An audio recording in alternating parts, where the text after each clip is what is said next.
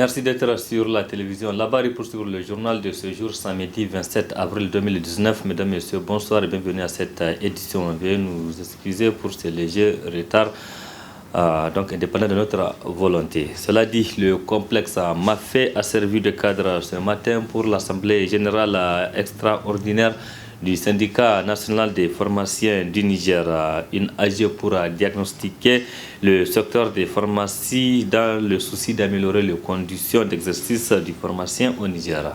Le compte rendu. Le secteur privé pharmaceutique nigérien face aux grands enjeux, c'est le thème de cette Assemblée générale extraordinaire du syndicat des pharmaciens du Niger. Une AG pour parler des problèmes qui secouent ce secteur en vue de proposer des pistes de solutions pour redorer l'image des pharmaciens nigériens. Il est impératif pour assurer la performance et la pérennité du secteur que tous les pharmaciens du privé se retrouvent de temps en temps dans un creuset d'échange pour non seulement identifier tous les freins au développement de la corporation, mais aussi de proposer les solutions idoines. En organisant cet événement, le bureau du Symphony entend susciter un cadre fédérateur d'échange et d'analyse en vue de poser toutes les problématiques majeures qui freinent le développement de notre secteur d'activité. Je ne doute aucunement que vous saurez explorer toutes les pistes de diagnostic pour aboutir à des réflexions fécondes, capables de booster cette activité qui nous a tant donné et qui continue de nous maintenir au plan professionnel. Je voudrais surtout espérer que le thème retenu pour l'AG et toutes les communications de nos éminents experts feront la lumière sur les défis qui nous attendent. De même, nos réflexions devront nous permettre de mettre en relief tout ce que nous devons faire pour assurer et garantir une profession exempte de toute reproche. Je voudrais une fois encore compter sur votre engagement pour positionner notre syndicat comme une institution de référence qui doit œuvrer pour l'amélioration des conditions d'exercice du pharmacien dans un environnement économique, juridique et éthique adéquat. La problématique de la fiscalité des pharmacies ou encore la valorisation de la fonction pharmaceutique au Niger sont entre autres thèmes développés par des experts à l'exemple de Nikez Frédéric, expert en gouvernance et leadership, qui après des échanges fructueux avec les participants, il retient trois choses. La première chose, c'est qu'il y a une volonté de faire autrement les choses, de changer. Donc déjà, cette volonté permet d'aller de l'avant. La deuxième chose, c'est que j'ai senti un engagement. Vous voyez, c'est une assemblée générale organisée pour parler des freins au développement de la corporation. Donc, on sent un engagement. Et ça, c'est déjà une très bonne chose. La troisième chose, c'est que c'est une corporation qui veut se positionner pour le meilleur. Elle veut se positionner pour un futur approprié. Et je crois que ces trois choses-là contribueront certainement à positionner leur secteur d'activité comme un secteur d'activité d'abord responsable, engagé et véritablement motivé. C'est un métier noble, n'est pas pharmacien qui veut, n'est pas pharmacien qui peut, mais pharmacien qui doit l'être. Donc, étant donné que la profession a des normes, ils doivent véritablement s'aligner à ces normes-là. Cette Assemblée générale extraordinaire du Symphony qui a enregistré une participation massive des pharmaciens nigériens est la première organisée par le nouveau bureau du Symphony installé en octobre 2018. Les épreuves sportives du brevet d'études professionnelles et celles du certificat d'aptitude professionnelle session 2019 ont été officiellement lancées ce samedi au centre de formation professionnelle et technique CFAPP Kwara, Kalma Haro de Niamey. C'est le ministre des Enseignements professionnels et techniques Tidjani Abdelkadri qui a donné le coup d'envoi. C'était en présence de nos reporters Ali Cissé Ibrahim et Sadou Doumi. Le coup d'envoi des épreuves physiques nationales concourant à l'obtention du brevet d'études professionnelles et du certificat d'aptitude professionnelle a été donné par le ministre des Enseignements professionnels et techniques Tidjani Idrissa Abdelkadri en présence du gouverneur de la région de Niamey, Hassan Karanta, au centre Kalmaharo de Niamey, qui compte 726 candidats, dont 67 filles et 659 garçons. Au menu des épreuves, les candidats exemptés de sport répondront à des questions écrites pendant que les candidats aptes sont confrontés aux exercices de la course de vitesse, du saut en hauteur et en longueur, ainsi que le lancer du poids. À cette occasion, le ministre Tijani Abdul Kadri, exprimant sa satisfaction relativement à l'organisation des épreuves, a également prodigué des conseils aux candidats inscrits au brevet d'études professionnelles. Nous sommes venus nous enquérir des conditions dans lesquelles ces examens ou ces épreuves physiques sont en train d'être organisées. Et nous pouvons constater avec satisfaction que toutes les dispositions ont été prises. Nous avons observé que vous êtes présents, d'abord vous qui êtes les candidats, les encadreurs sont là, toutes les dispositions de sécurité ont été prises, les dispositions pour assurer des dispositions sanitaires également ont été prises. Donc on peut estimer que, comme à son accoutumée, le gouvernement a pris toutes les dispositions pour que ces examens se déroulent dans de très bonnes conditions. Nous sommes donc venus vous encourager et vous demander de vous investir pour que vous puissiez donner le meilleur de vous-même.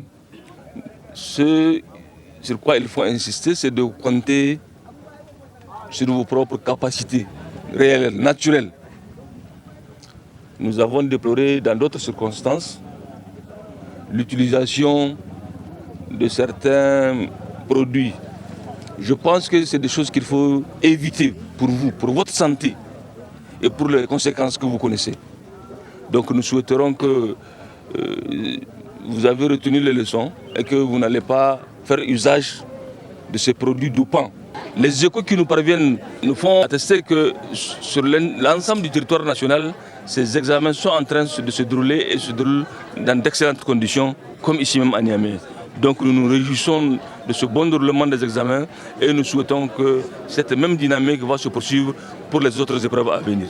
Le ministre Tijani Abdul Kadri a aussi parlé de l'engagement du gouvernement à soutenir l'enseignement professionnel en ces termes. Il y a des efforts énormes qui sont en train d'être faits par le gouvernement pour faire en sorte que nos centres de formation soient mieux équipés, pour faire en sorte que la matière d'œuvre soit disponible dans nos différents centres, pour faire en sorte que nos formateurs aient en tout cas le minimum utile pour leur permettre d'assurer leur formation. Donc il y a des efforts importants qui sont en train d'être faits par le gouvernement.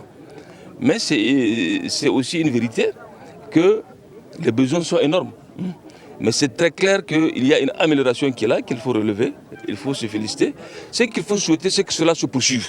Par la suite, le ministre Tijani Abdul Kadri s'est rendu au centre de formation de perfectionnement professionnel où il a conseillé les candidats au certificat d'aptitude professionnelle à compter uniquement sur leurs capacités physiques tout en donnant le meilleur d'eux-mêmes. Enfin, il faut noter que pour cette session 2019, 2993 candidats pour le certificat d'aptitude professionnelle et 4470 pour le brevet d'études professionnelles ont été enregistrés au niveau des 8 régions qui composent notre pays. Bonne chance donc à tous les candidats et du courage.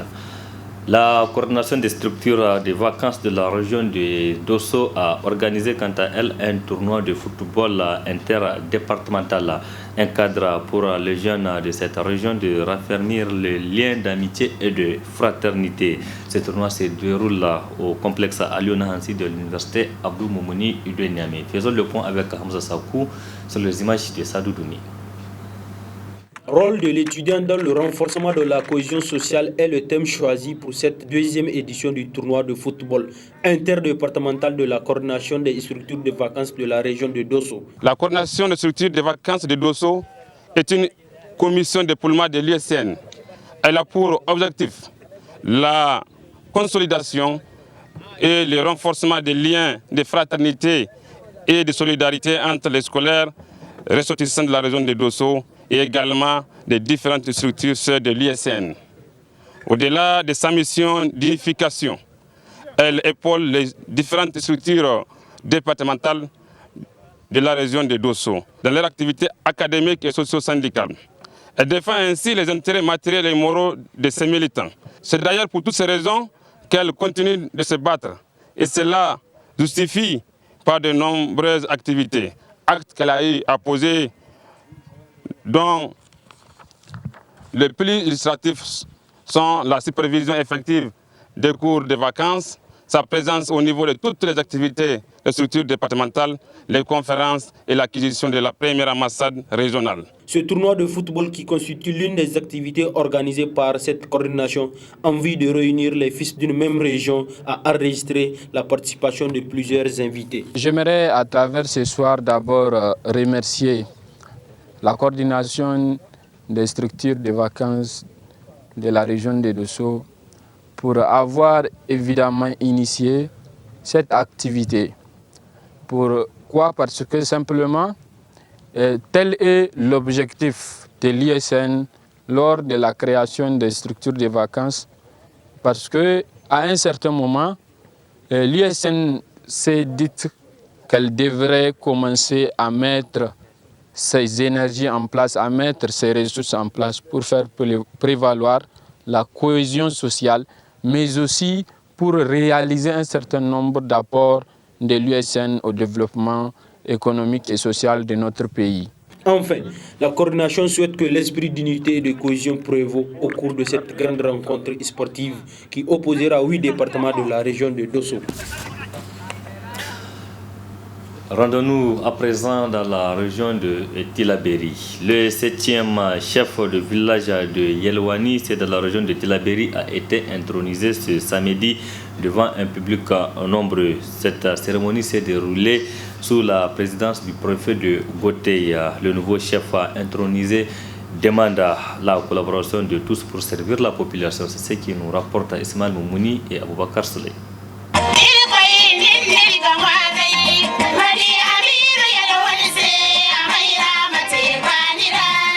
Le 7 avril 2019, une date qui restera à jamais gravée dans l'esprit des habitants de Yelwani et alentour, car elle consacre l'intronisation du tout nouveau chef de cette localité qui se hisse au rang des plus importants villages du canton de Dargol. La canicule n'a en rien empêché cette vaste population d'affluer de partout pour apporter son ferme soutien à Amirou Hassan, ce qui salue d'ailleurs le comité d'organisation, les chefs traditionnels, mais aussi la famille du 7e chef du village. Un sentiment de satisfaction, de remerciement à l'égard de notre Créateur qui nous a montré ce jour béni et pour l'intronisation de notre cousin direct, M. Moumouni Hassan, et à qui nous souhaitons une longue vie et une très bonne chefferie remplie de justice et d'équité à l'endroit de ce peuple de Yelwani qu'il a choisi sans équivoque. L'autorité administrative de la localité n'a pas manqué d'adresser des conseils au nouveau chef. Monsieur Moumouni Hassan, vous présidez désormais aux destinées de toute la communauté de Yelwani, qui dans sa grande majorité vous a exprimé sa confiance en vous élisant chef de village. En tant que tel et conformément au texte, de par l'autorité que vous incarnez désormais, vous avez le devoir de vous comporter en tout comme un digne et loyal responsable. Aussi, en tant que premier magistrat administratif, vous avez la lourde tâche de maintenir l'ordre public au sein de votre communauté et de rendre compte des faits susceptibles de lui porter atteinte et de toute infraction à la loi pénale à l'autorité administrative. Conscient des défis qui l'attendent, le tout nouveau chef fraîchement intronisé invite la population et les autorités à l'épauler pour mener à bien sa mission.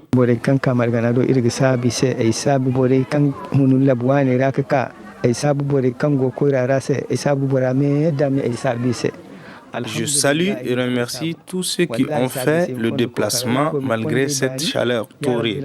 Je sais qu'il y a un travail énorme à faire pour le rayonnement du village et cela ne saurait être possible sans le soutien de la population et des autorités.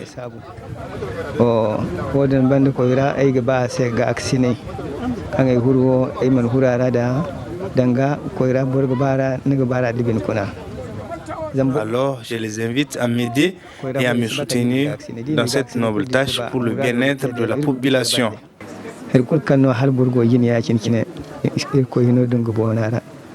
Élu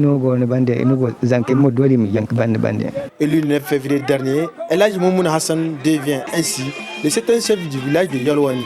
Il succéda au défunt chef Mahamadou Boubacar qui a régné durant 33 ans.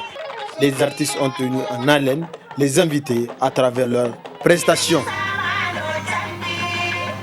Retour ici à Niamey et direction Palais du 29 juillet qui a servi de cadre ce matin pour la 11e édition de Baby Fiesta, une manifestation culturelle organisée par le groupe de presse Dunia. Ils sont nombreux, les jeunes filles et garçons de la capitale, à prendre part à cette activité récréative. Le résumé avec Mariama Christine Bormo et Ibrahim Abdou. Comme à l'accoutumée pour terminer l'année scolaire en beauté, le groupe de presse Dunia offre à la jeunesse de la capitale un cadre festif dénommé Baby Fiesta. Ce cadre récréatif se trouve être à sa 11e édition par la présente manifestation. Les meilleurs moments, c'est avec les enfants qu'on les passe. Parce qu'à un certain âge là, ils ne mentent pas, ils disent tout ce qu'ils veulent. Et ici, ils sont venus s'épanouir, se distraire. Et je crois que c'est une excellente chose parce que aussi, il y a plusieurs écoles qui sont là. Donc, ils vont échanger entre eux, se connaître. Et peut-être que parmi eux, nous avons, je ne sais pas, seul Dieu le sait, peut-être le président ou la présidente de la République du Niger, ou des ministres, ou bien en tout cas des directeurs généraux, etc. Et je crois que c'est une bonne occasion pour nos enfants d'échanger et également de connaître leur culture. Cette édition du Baby Fiesta est d'une réussite totale sur le plan culturel à la satisfaction des organisateurs. C'est à partir de cette organisation que les enfants vont se rencontrer. Et tisser de liens d'amitié et finir l'année scolaire aussi dans la joie et vraiment dans la tranquillité. Et vous voyez que vraiment c'est l'organisation, vraiment c'est, il faut se tranquilliser. Vraiment les problèmes on en rencontre, mais on fait de notre mieux pour que ça soit vraiment une réussite et que les enfants puissent aller en vacances dans la joie. Nous, ce qui nous intéresse, c'est vraiment qu'on voit ces enfants qui sont rentrés au palais du 29 juillet, la joie sur leurs lèvres. Un sentiment de joie que partagent aussi les participants à ce rendez-vous d'échange. Ça a été très bien parce que chaque année, je n'ai jamais raté la Baby Fiesta. Parce qu'on danse très bien, les élèves qui dansent savent bien danser. Et j'aime aussi participer à la fête Baby Fiesta. Parce que c'est une fête très belle. Ça donne envie aux enfants de venir, de montrer ce qu'ils sont en leur. Et je remercie aussi la télévision Dunia. Parce que c'est grâce à eux que les enfants sont très contents. Chaque année, les enfants sont pour venir fêter la Baby Fiesta ici. C'est dans une ambiance festive que s'est déroulée cette édition de Baby Fiesta autour du thème qui est plus que d'actualité, à savoir la migration clandestine.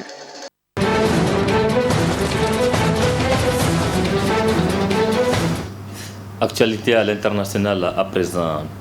253 morts, c'est le bilan nettement revu à la baisse des attentats du week-end dernier au Sri Lanka. Pendant ce temps, la traque se poursuit. La police recherche activement les personnes soupçonnées dans cette affaire. Cette opération de la police a fait 15 morts dans l'est du pays. Les images.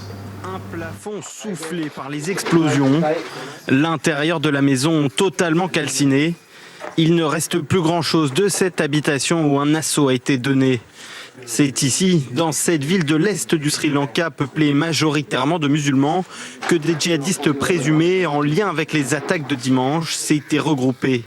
Pendant 1 heure, les forces de police et les suspects ont échangé des coups de feu, causant la mort de plusieurs personnes, dont des enfants. 5 ou 6 extrémistes sont morts dans cet assaut. Nous pensons qu'il y en a eu 6 car l'un d'eux est mort avec une arme à la main en nous tirant dessus.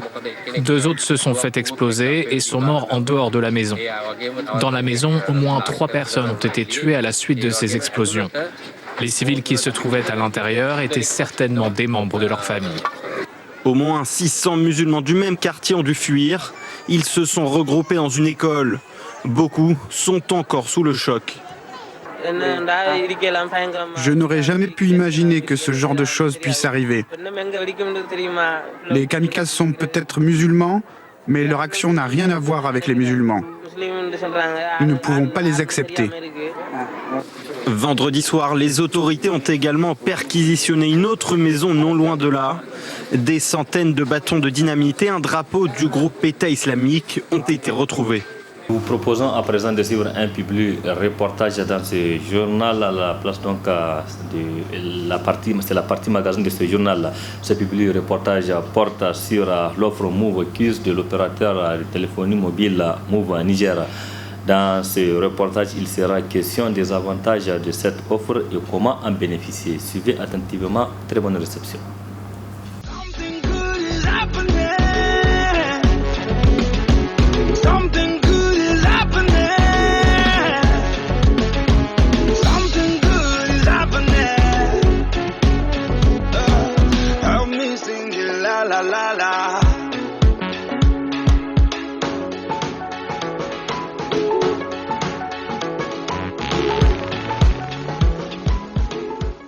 Donner le meilleur à ses abonnés et les fidéliser.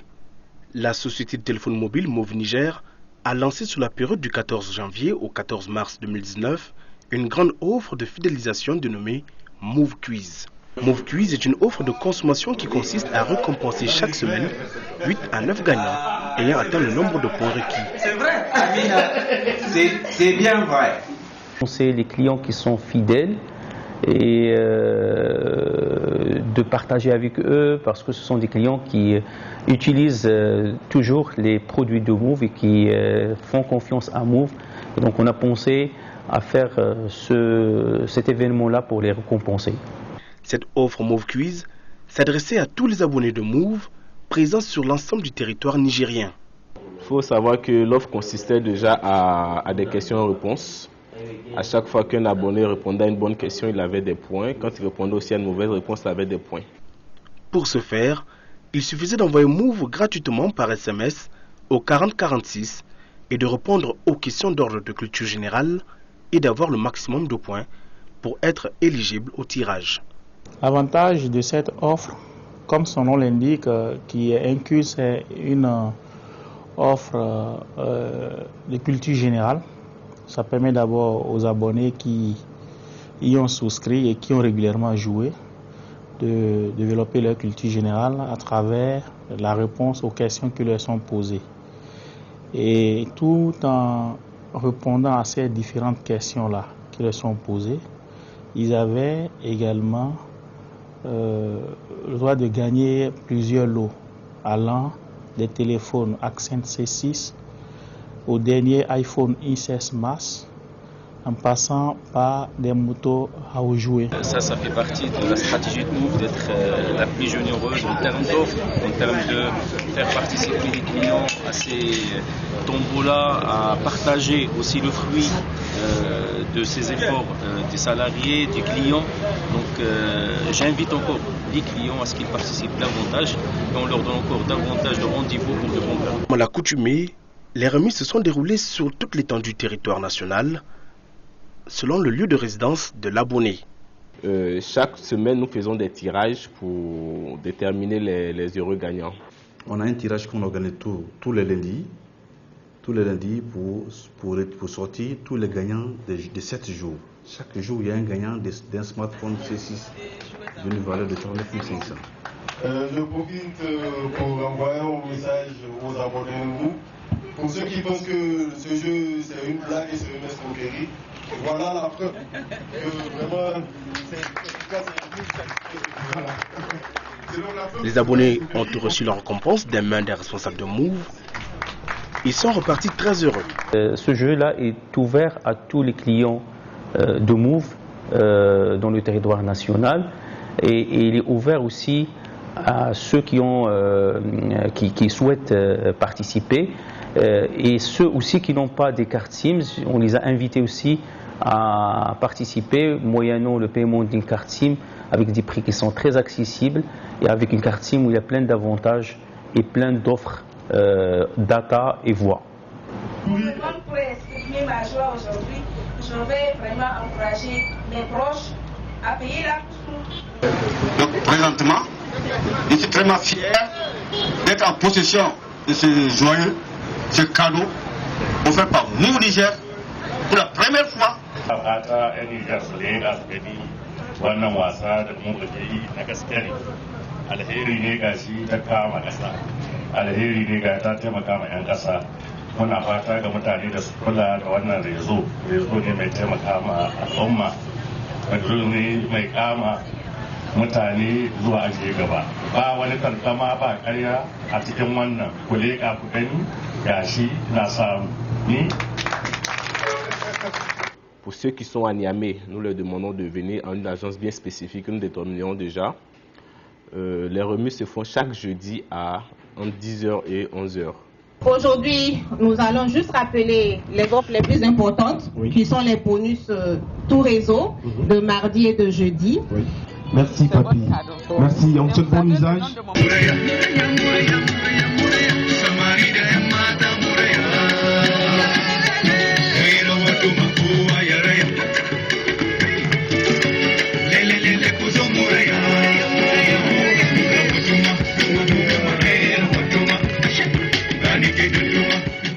Donc chaque jour il y a un gagnant et chaque semaine il y a un autre gagnant d'une moto Aoudjou, des marques Aoudjou bien sûr, d'une valeur de 550 000.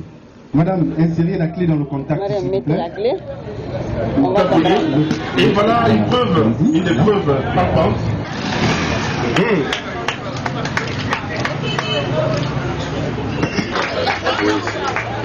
Alors, il faut la démarrer pour te prouver que c'est pas juste que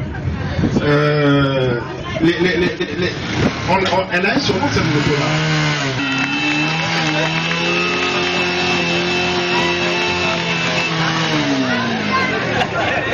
Ensuite, chaque quinzaine, vous avez le téléphone le plus convoité présentement, qui s'appelle le iPhone X Max, qui coûte 1 million de francs CFA.